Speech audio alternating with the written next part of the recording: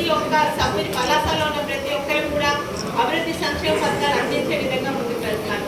అయితే ఈరోజు అభివృద్ధిని కూడా అడ్డుకోవడానికి కొంతమంది రాజకీయంగా అన్ని వర్గాల్లో ఇబ్బంది పెడుతున్నారన్న మాట వాస్తవానికి ఉన్న ప్రతి ఒక్క పెద్దలకి తెలుసు.